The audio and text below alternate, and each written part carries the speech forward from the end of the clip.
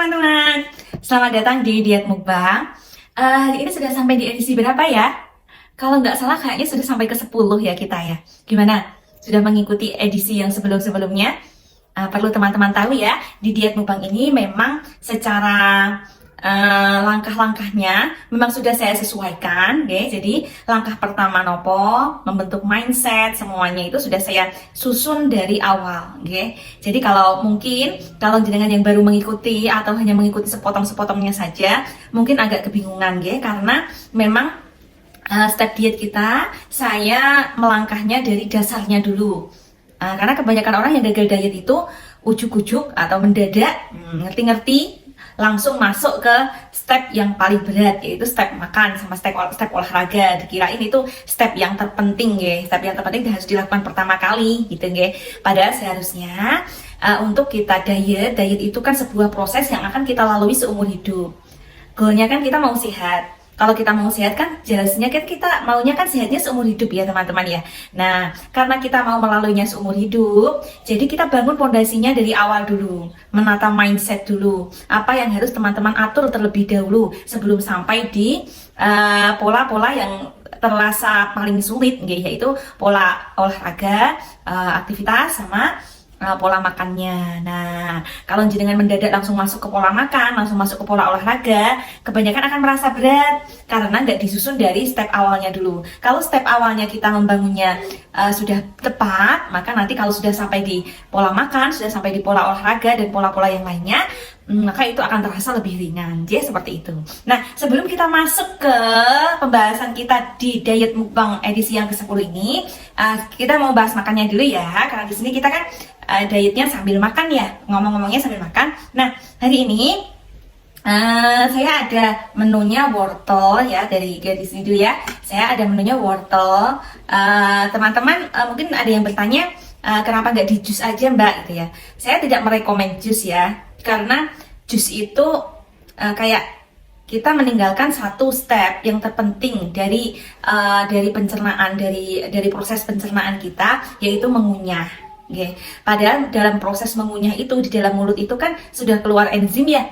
Ya kalau teman-teman dulu masih ingat pelajaran biologi itu ada enzim yang ada di mulut kita. Nah, itu juga dibutuhkan untuk step-step proses pencernaan selanjutnya. Jadi kalau kita melewatkan proses pencernaan yang ada di mulut ini, nah kan sayang banget. Kalau kita jus kan langsung diminum ya, langsung diminum keadaan cair. Jadi belum ada enzim yang sempat keluar, sudah masuk duluan ke dalam pencernaan selanjutnya setelah mulut gitu. Nah, itu kayaknya agak merugikan ya. Kalau kita nalar sih sepertinya merugikan banget gitu ya. Nah, sekarang kalau teman-teman misalnya males makan wortel gitu aja, kalau makan wortel gitu aja lebih bagus ya seharusnya ya. Kita kan juga melatih mulut kita untuk bergerak gitu ya. Mulut bergerak itu kan juga butuh kalori banyak, okay, ya. Aduh, makan aja males apalagi olahraga ya kan. Nah, sekarang wortel, kalau seandainya teman-teman nggak terlalu suka langsung makan, nah ini bisa teman-teman parut atau serut pakai serutan itu ya, nah nanti hasilnya bisa lembut-lembut kayak gini. Mungkin nanti teman-teman misalnya bisa makannya sambil baca buku atau sambil lihat HP ya. Nah, saya sambil makan ya. Nah, jadi nanti lebih ringan.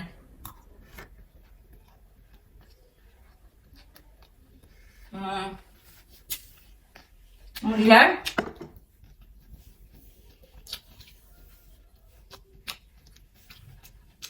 ada kacang,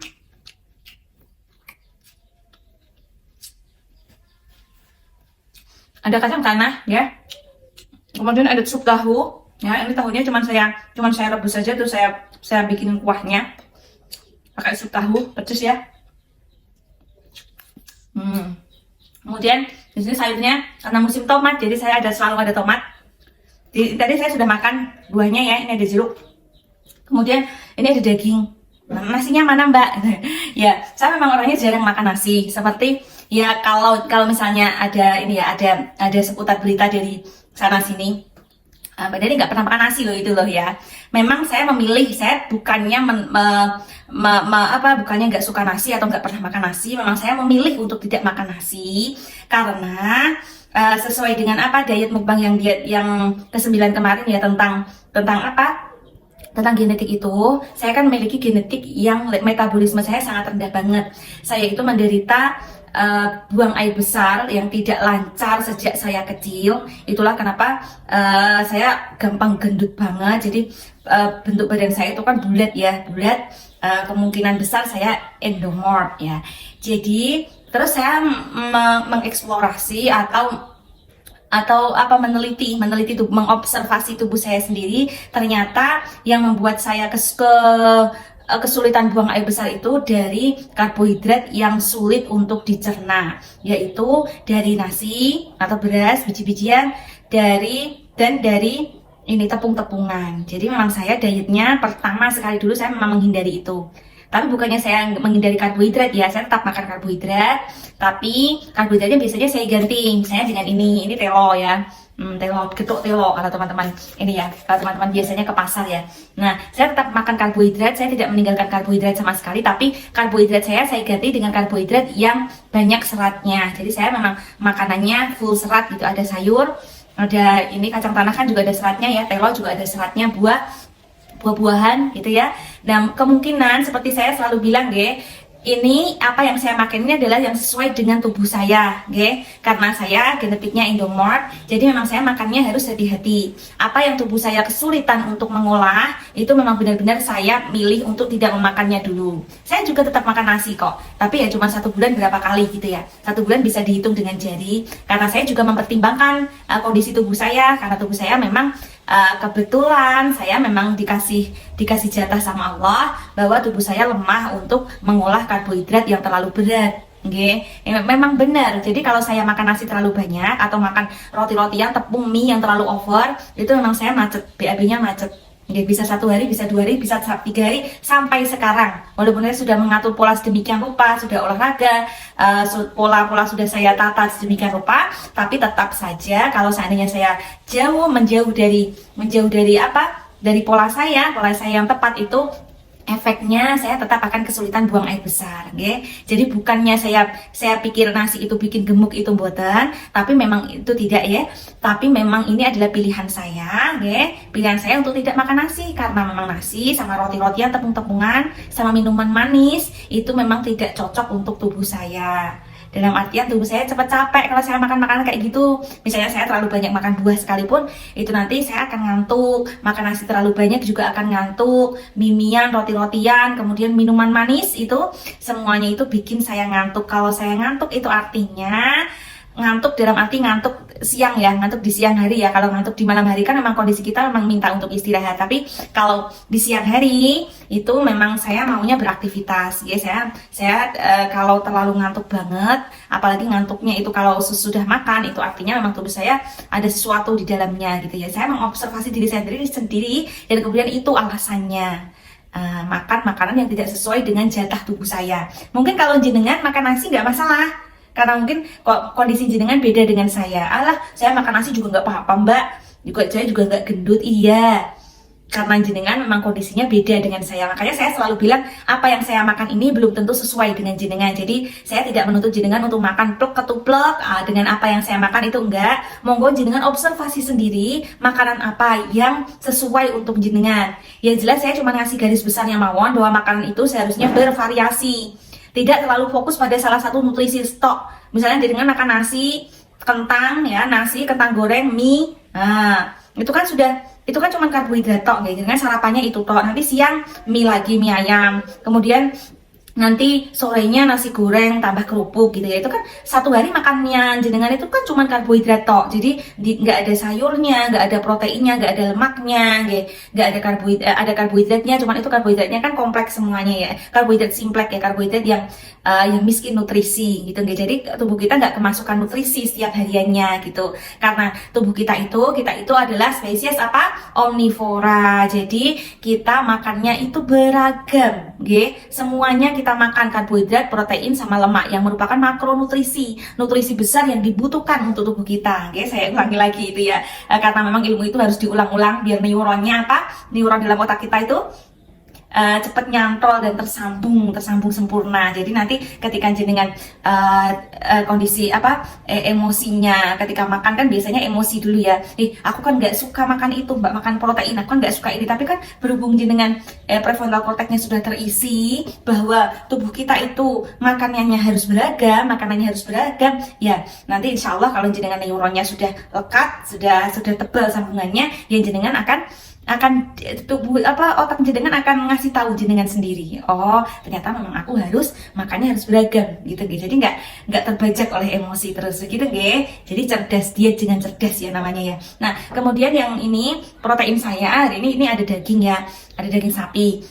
Karena daging sapi ini dia ininya kalorinya sudah tinggi banget ya, lemaknya kan banyak ya kalau daging sapi ya, makanya kebanyakan para dieters itu menghindari daging sapi. Tapi kan kalau kita kan nggak mungkin ya setiap hari mau makan daging sapi terus, kan mahal. Ini kan cuman sisanya waktu kurban itu tok sih, paling juga makannya sebulan sekali, kadang 2 bulan sekali ya toh. Nah karena dia sudah kalorinya sudah tinggi, jadi memang saya skip nasi, saya skip semua karbohidrat ya, karena takutnya nanti kelebihan kalori kan dari daging ya.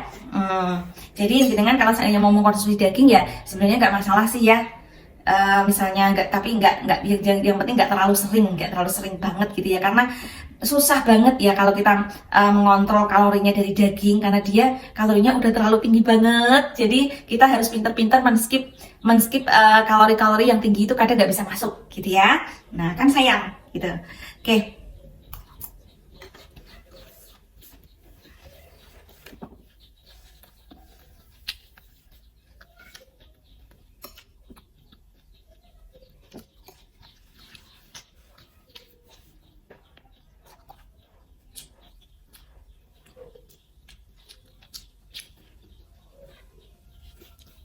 Hari ini kita masuk di edisi ke-10 ya.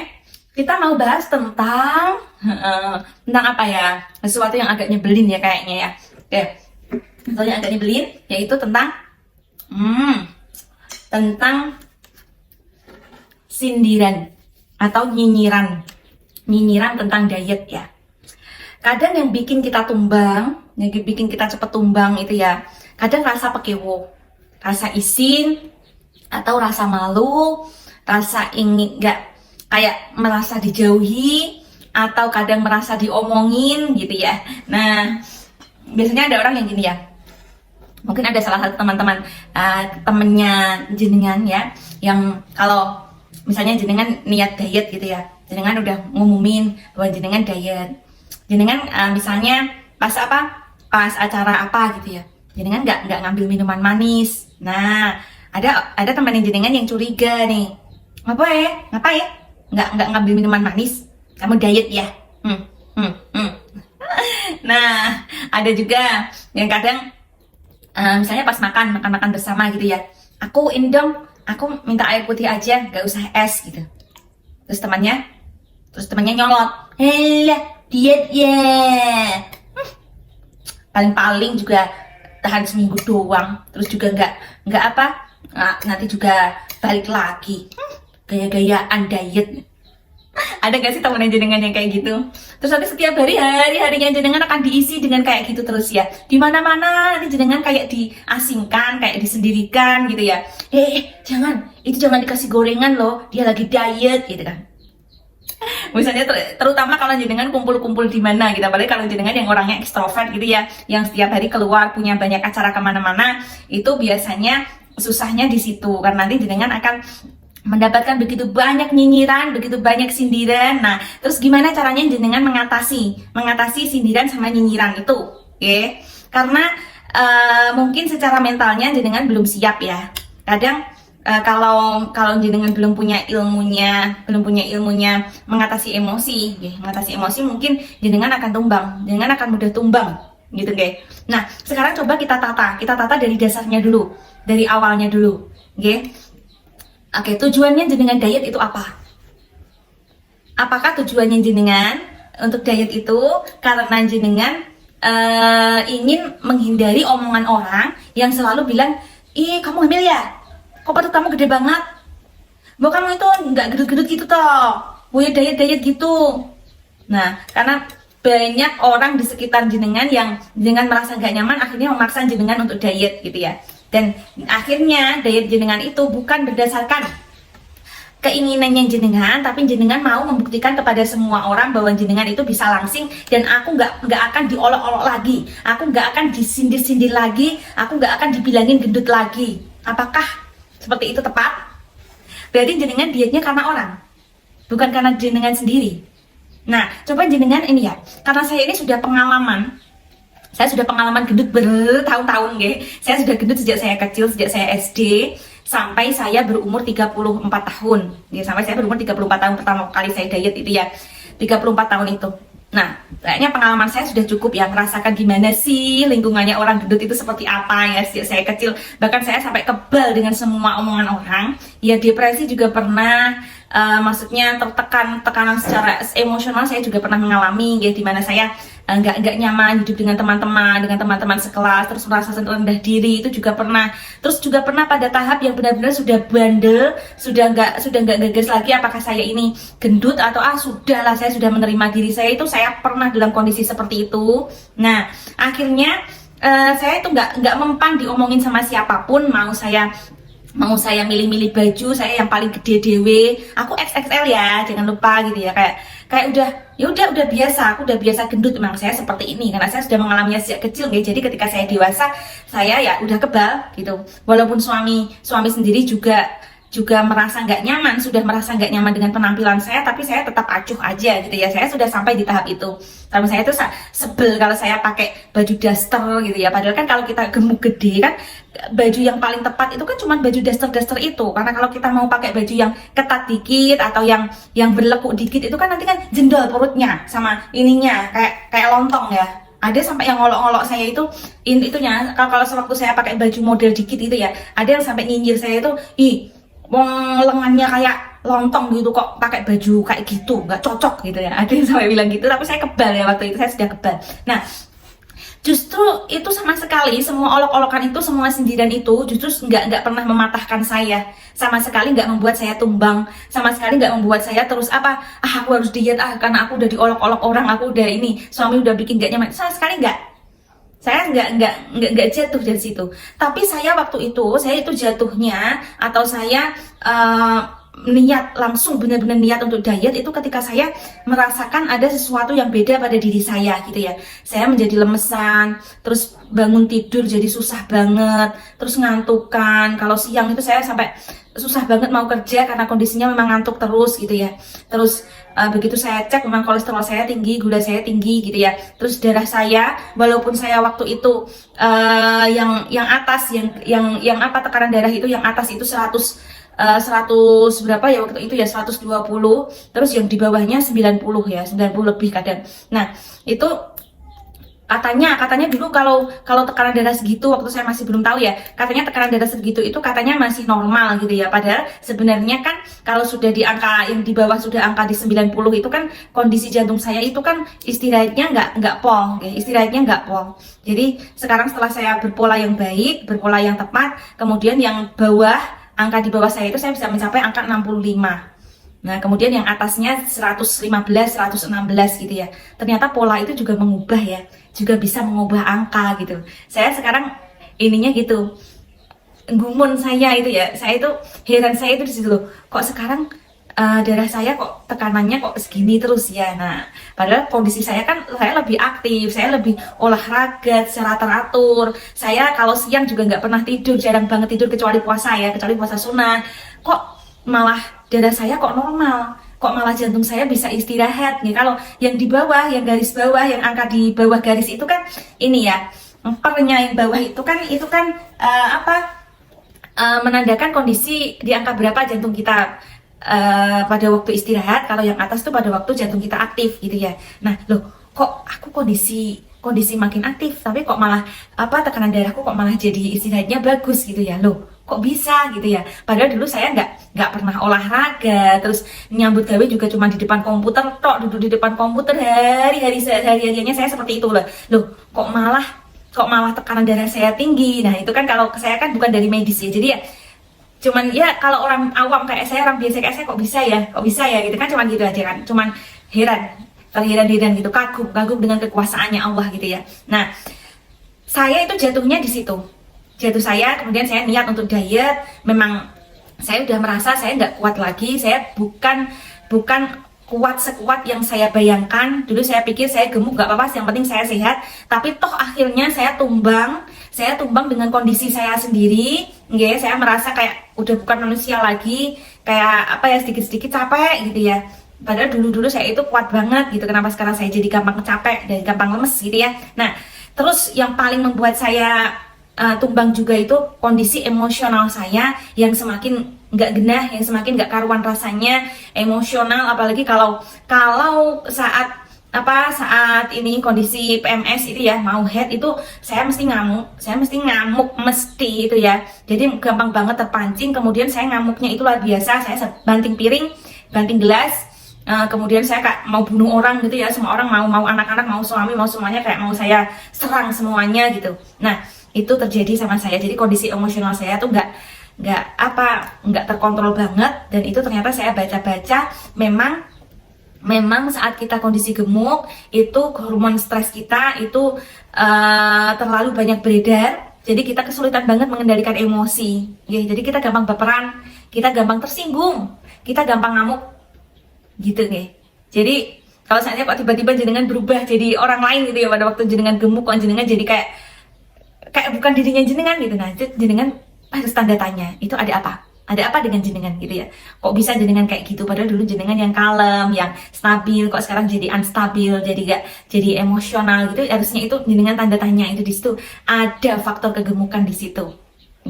Nah, kemudian saya memutuskan untuk diet. Saya diet. Nah, jadi waktu saya diet itu saya mulus aja. Kenapa? Karena memang saya diet bukan untuk orang lain. Diet itu kan urusan diri kita dengan tubuh kita sendiri, otak kita dengan tubuh kita sendiri, bukan karena orang lain. Jadi kalau dulu waktu itu saya kebal dengan semua omongan orang. Nah, ketika saya diet, saya merasa ya sudah saatnya saya kembali menjadi sahabat bagi tubuh saya sendiri. Saya nggak peduli dengan teman-teman saya ngomong apa, yang penting kalau saya milih untuk nggak makan itu ya saya nggak makan.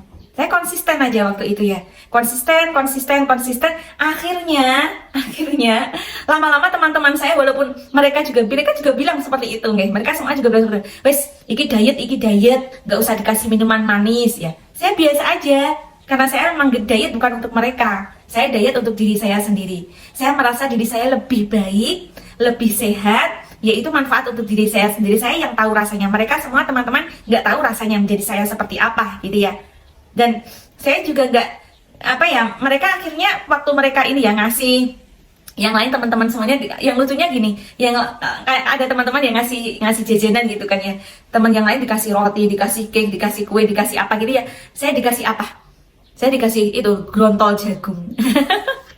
Itu satu hal yang menurut saya tuh kayak ini loh, kayak ternyata teman-teman ternyata yang dulu suka nyinyir ke saya, yang dulu suka nyindir, ternyata kalau saya konsisten kok mereka akhirnya paham dengan kondisi saya ya gitu. Terus kalau seandainya makan di luar gitu ya, seperti suami saya juga sama. Suami saya itu kalau seandainya makan di luar itu selalu nyari makanan yang saya bisa makan. Ya, saya kan nggak bisa makan mie dan lain sebagainya. Itu suami saya juga nggak milih ke yang tempat-tempat seperti itu, misalnya di mie gacoan itu kan enggak. Suami saya akan milih kira-kira, suami saya sampai hafal makanan apa yang biasanya bisa saya makan gitu. Biasanya di ayam bakar atau bebek bakar gitu ya. Jarang banget di tempat-tempat yang nutrisinya kurang gitu. Suami saya sampai bisa paham seperti itu. Kalau seandainya saya bilang, kalau suami saya juga nawarin, kalau seandainya saya mau makan gitu ya, kamu makan nggak? Kamu ada hari ini jatah makan kamu masih ada nggak gitu? Udah habis sih Pak. Ya suami saya juga maklum. Ya udah nggak apa-apa, nanti tak bungkusin aja di besok gitu. Sampai sepaham itu kalau kita konsisten ya sebenarnya ya. Sebenarnya untuk menanggapi semua nyinyiran yang mampir kepada jenengan pada waktu jenengan diet itu tergantung jenengan. Kalau seandainya jenengan konsisten itu sebenarnya mereka akan mengikuti pola jenengan. Tapi kalau jenengan bentar iya, bentar enggak, cuman dibilangin ini aja udah tumbang, ya nanti selamanya jenengan akan direndahkan terus. Alah, paling cuma 1 minggu, alah paling cuma 2 minggu, alah paling cuma besok udah kembali lagi, kamu kok diet. Nah, ya itu sebenarnya ya dua-duanya salah juga, jenengan ya nggak bisa konsisten, kemudian yang nyinyirin juga sama. Terus kenapa sih gini, pada waktu misalnya jaburan juga gitu ya. Nah, acara pengajian itu kan biasanya kan dikasih minuman manis sama apa? Sama makanan-makanan cemilan gitu ya. Nah, mereka itu sampai yang pesertanya ngaji itu sampai tahu loh. Misalnya saya selalu ditawari dulu misalnya, Mbak Dery minum nggak? Minum nggak, bukannya langsung dikasih gitu. Enggak, biasanya mereka hafal sendiri, saya nggak pernah dikasih. Saya nggak pernah dikasih minum-minuman manis itu, karena emang saya pertama saya nggak menolak, yang kedua saya menolak lagi, ketiga menolak lagi, akhirnya lama-lama juga nggak dikasih. Terus misalnya saya juga bertamu gitu ya, bertamu ke rumah teman itu, teman-teman saya sampai hafal gitu loh. Atau saya biasanya sebelum bertamu itu biasanya saya kasih tahu dulu, Mbak, aku mau ke situ, tapi nanti nggak usah repot-repot ya, karena memang saya belum jatahnya makan, jadi saya nggak akan makan suguhan yang jenengan gitu. Atau biasanya kalau dikasih air ya saya minta air putih aja ya gitu. Jadi kayak mereka sudah paham gitu. Jadi kan juga manfaat juga kan, yang ketamuan juga seneng kan, nggak usah repot-repot gitu ya. Cuma dikasih air putih aja Mbak Dari udah seneng gitu kan. Nah, jadi itu ada manfaatnya juga nih teman-teman ya. Nah, sekarang untuk kenapa sih mereka itu kok suka banget nyinyir, suka banget nyindir-nyindir gitu ya? Faktor utamanya karena manusia, yang namanya manusia itu,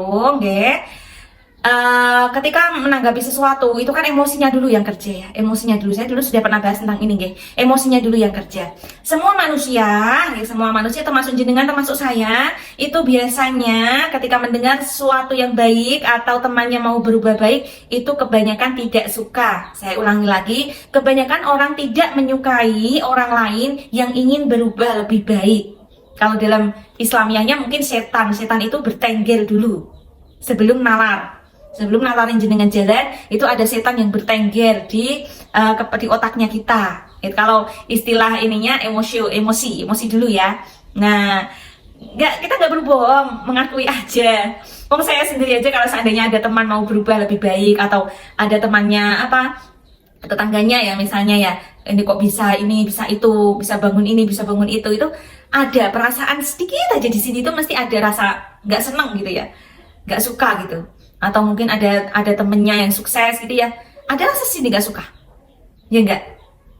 Cuman bedanya pada beberapa orang ada yang perasaan nggak suka itu disimpan terus diolah sama pikiran nalarnya. Jadi ketika dia merasa nggak suka, dia merasa nggak suka ya, kemudian dia kemudian nalarnya mulai berputar, dikasih masukan itu emosinya, ya nggak apa-apa dong, seandainya dia sukses nanti juga kita juga kecipratan kok, siapa tahu nanti dia bagi-bagi ke sana ke sini ke kita juga gitu ya. Nah, kadang ada orang yang seperti itu, cuman kadang ada orang yang nalarnya langsung nggak jalan. Dia orang-orang yang orang introvert ya tadi, yang mungkin kemungkinan kalau orang-orang introvert itu kan dia bisa ngomong sama dirinya sendiri, jadi dia pintar mengolah pikirannya gitu, biasanya orang-orang introvert. Kemudian dia juga didukung sama dia nggak suka keluar, jadi dia kemungkinan untuk ngomong sama orang itu nggak ada gitu ya, nggak persenannya nggak ada. Tapi kalau dia orang-orang ekstrovert, begitu dia nggak suka sama keberhasilan orang, sama orang yang mau berubah lebih baik, itu biasanya dia karena dia ekstrovert, jadi dia maunya keluar. Orang-orang ekstrovert itu dia nggak bisa menahan omongan, atau nggak bisa menahan diri untuk keluar gitu ya. Jadi ketika dia punya pikiran langsung harus keluar gitu. Makanya ketika dia mendengar kita mau diet gitu ya, langsung ngomong cus gitu, langsung ngomong, ih kamu mau diet gitu. Padahal orang-orang introvert itu nggak gitu. Orang introvert itu dia lebih ke diam, kemudian dia mengolahnya di dalam dirinya sendiri gitu. Kalau orang extrovert emang nggak bisa, dia apa-apa kudu ditok nih, harus keluar, kayak dirinya, kayak fisiknya mau keluar, omongannya itu juga mau keluar. Jadi dia cos gitu aja, langsung dia ngomong gitu. Nah, kemudian kalau masih belum puas lagi dia ngomongin ke teman-temannya gitu. Kalau orang-orang extrovert kan gitu, makanya dia senangannya ngondo wong, dia senangannya keluyur sana, keluyur sini, terus ngomong ke sana, ngomong ke sini, nanti diomongin ke orang gitu ya. Memang ya namanya orang itu kan beda-beda ya. Nah, kalau seandainya jenengan kok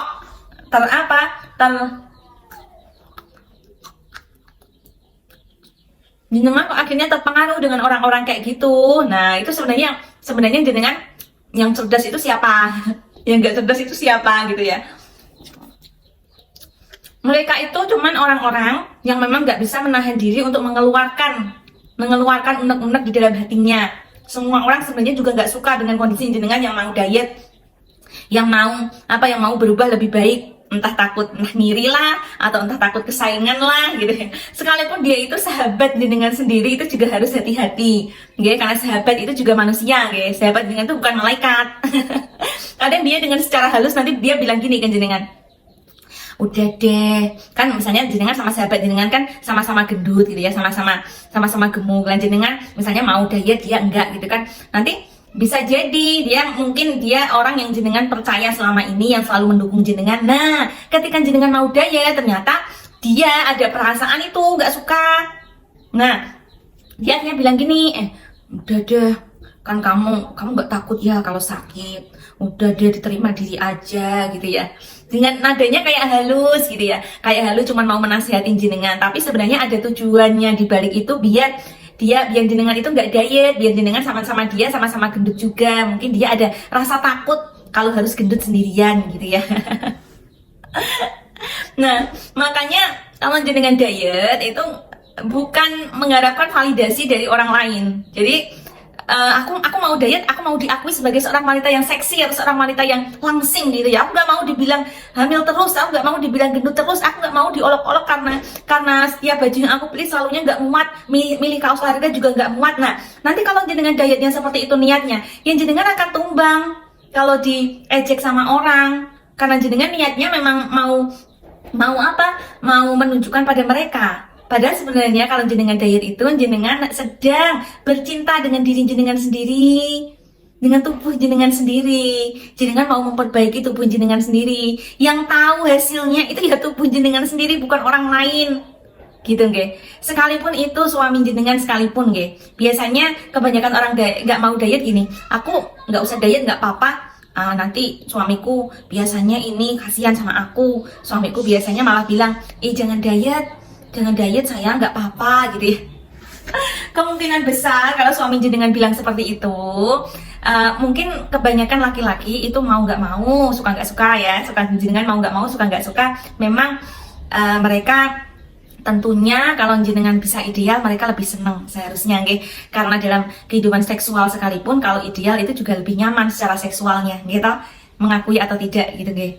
Lebih enak dipandang, lebih nyaman dipandang gitu, mau diajak bareng itu juga suami bangga, suami seneng gitu. Cuman kalau suami jenengan kok misalnya melarang jenengan diet, kemungkinan besar kalau jenengan diet jenengan rewel, ya enggak?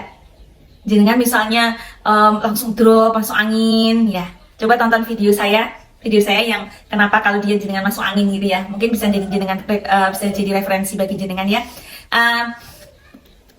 Kemungkinan jenengan kalau pas diet itu rewel, terus sering ngamuan karena nggak bisa makan ini, nggak bisa makan itu gitu ya. Nah, terus atau mungkin jenengan jadi lemes, jadi tiduran terus tiap hari gitu. Nah, jadi kan kalau suami itu kan nggak tega. Semua pria itu nggak tega kalau melihat istrinya kayak gitu, kayak merasa disiksa gitu kan ya. Nah, solusinya kalau jenengan diet ya jangan rewel. Ya jangan menunjukkan kalau jenengan itu lemes. Ya jangan menunjukkan kalau jenengan itu kayak merasa disiksa, nggak boleh makan ini, nggak boleh makan itu, biasa aja. Oke. Jadi suami jenengan nanti nggak merasa kasihan. Kalau suami itu merasa kasihan, nanti dia ngasih solusi ke jenengan. Wes toh nggak usah diet aja, nggak apa-apa, kamu gemuk nggak apa-apa. Baru di dalam hatinya, kalau seandainya kamu bisa sukses diet, aku bahagia banget.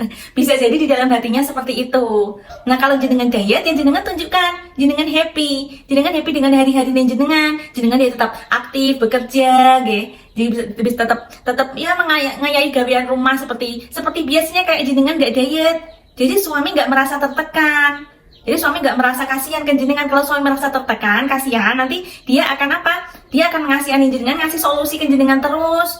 Udah nggak usah diet, nggak usah diet, dan suami nggak mungkin mendukung jenengan. Tapi kalau jenengan biasa, seperti suami saya, suami saya itu, ya karena saya waktu diet saya biasa aja. saya nggak pernah mengeluh apa-apa, walaupun saya nggak bisa makan makanan keluarga ya. Waktu itu kan saya kan dietnya memang strike banget, jadi saya memang benar-benar menghindari makanan yang tubuh saya kesulitan untuk mengolah ya. Jadi saya nggak makan nasi, saya nggak makan roti-rotian, walaupun suami kadang pulang membawa oleh-oleh yang banyak sekalipun. Tapi kalau ketika saya menolak untuk nggak makan ya, suami saya nggak akan memaksa gitu. Dan pada akhirnya suami saya juga senang kalau saya nggak gendut gitu. Ternyata saya baru tahu kalau suami saya itu juga nggak senang sama orang yang gendut juga gitu. Buktinya dia kalau ngelihat ada cewek-cewek yang gendut atau wanita-wanita yang gendut itu, suami saya selalu ngomong, ih ini kok gendut banget ya gitu. Oh, saya baru tahu kalau ternyata suami saya itu juga nggak suka sama orang yang gendut. Suami saya soalnya melankolis, perfeksionis. Jadi orang-orang yang perfeksionis itu, kalau suami jenengan setipe dengan suami saya deh, dia itu penampilan banget yang pertama sekali itu dia itu selalunya penampilan gitu ya. Jadi dia mau kemana-mana gitu selalu tanya pakai baju apa. Itu kadang dia ini tanya dulu mau pakai baju ini apa baju ini. Dia selalu pengen perfect, selalunya pengen perfect. Nah, biasanya kalau jenengan punya tipe suami seperti itu ya hati-hati kalau misalnya jenengan kalau seandainya jenengan nggak sesuai dengan nggak enak dipandang gitu ya, biasanya suami sebenarnya juga merasa enak karena dia sendiri apa pengennya sempurna, jadi apa yang dilihatnya juga dia pengennya sempurna gitu. Oke? Nah itu ya teman-teman ya, untuk menghindari bagaimana teman-teman ketika menanggapi mereka yang suka nyinyir jenengan, itu wajar. Karena untuk mengolah suatu kondisi biar kita nggak terpancing emosi, itu sebuah kondisi itu nggak bisa diubah. Kita nggak akan mungkin bisa mengubah mereka yang sifatnya nyinyir atau ekstrovert, atau mereka yang memang pengen mengeluarkan apa yang ada dalam hatinya gitu ya. Kita nggak bisa mengubah itu karena memang mereka kondisinya kayak gitu ya sayang ya. Jadi memang itu sudah kondisi yang memang seperti itu. Itu udah gak bisa dirubah. Yang bisa dirubah apa? Kita gak bisa memaksa mereka untuk kamu jangan ngomongin aku dong, kamu itu juga gini. Nah ya nanti malah jadi bubrah nanti ya. Kalau jadi tempur nanti, nggak rukun. Bisanya apa? Bisanya ya kita yang mengolah emosi kita, mengolah pola pikir kita sendiri, ya. Jenengan bilang sama self talk sama jenengan sendiri. Lah, aku kan ya terserah kamu mau bilang apa gitu ya. Ya terserah kamu mau bilang apa. Aku nggak gagas kamu nyindir aku atau nyinyir aku, silahkan. Yang penting aku diet untuk diri saya sendiri. Aku nggak diet untuk kamu. Aku diet untuk mengobati diri saya sendiri karena saya kondisinya nggak sehat. Saya sadar kalau saya gemuk. Maaf ya. Nggak tahu nih tiba-tiba ada asap masuk. Namanya juga wong desa ya. Kadang ada orang yang bakar sampah itu sampai masuk rumah. Cerita saya malah batuk-batuk, oke? Nah, jadi seperti itu teman-teman. Nah, yang bisa diubah adalah pola pikir jenengan. Kita nggak akan bisa mengubah, itu hak mereka ngomong kayak gitu, itu udah hak mulut mereka sendiri. Kalau dosa, seandainya mereka dosa sekalipun ya dosa biar mereka yang ambil sendiri. Yang penting kita nggak terpengaruh gitu loh. Jenengan diet untuk diri jenengan sendiri, yang tahu keadaannya jenengan diri sendiri. Jenengan sendiri yang tahu keadaan tubuh jenengan, bukan mereka. Kalau seandainya jenengan sehat, jenengan yang ngerasain, bukan mereka nggak tahu rasanya gitu Jadi semangat teman-teman, nggak usah pokoknya yang penting teman-teman konsisten. Jenengan ngikuti pola yang mau jenengan bentuk, nanti mereka suami sahabat yang jenengan itu akan mengikuti pola jenengan. Yang penting kuncinya apa? Konsisten. Udah, lakukan saja apa yang menjadi pola jenengan. Oke teman-teman, mudah-mudahan bermanfaat. Like, comment, and subscribe video ini untuk video-video motivasi diet yang lebih kencang lagi biar teman-teman gak cepet tumbang ya. Dan mudah-mudahan dari subscribe-nya teman-teman saya bisa bikin video yang lebih bagus lagi, lebih baik lagi, gak ada suara dari luar masuk secara audio juga lebih bagus, secara tampilan juga lebih bagus lagi, secara lighting semuanya lebih bagus lagi ya teman-teman ya. Mudah-mudahan bermanfaat. Bye-bye.